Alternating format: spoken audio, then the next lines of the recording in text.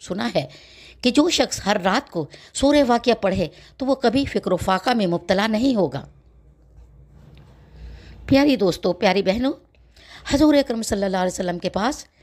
ہر قسم کے لوگ اپنی اپنی پریشانیاں لے کر آتے تھے اور طرح طرح کے معاملات بھی حل کے لیے آپ صلی اللہ علیہ وسلم کی خدمت میں حاضر ہوتے تھے اور مسائل اپنے اپنے پوچھنے کے لیے بھی جاتے تھے اور زندگی گزارنے کے طریقے معلوم کرتے تھے۔ تو آپ صلی اللہ علیہ وسلم نے ایک غریب آدمی سے لے کر بادشاہ تک ہر آدمی کی زندگی گزارنے کے طریقے بتائے۔ کوئی آدمی جاتا کہ ہمارے گھر میں رزق کی تنگی ہے، کوئی آدمی کہتا کہ کاروبار نہیں چل رہا ہے، کاروبار چلتے چلتے رک گیا ہے، کوئی آدمی کہتا تھا کہ ہم لوگ بہت پریشان ہیں، مصیبتوں میں گھرے ہوئے ہیں۔ تو آپ صلی اللہ علیہ وسلم کا بتایا ہوا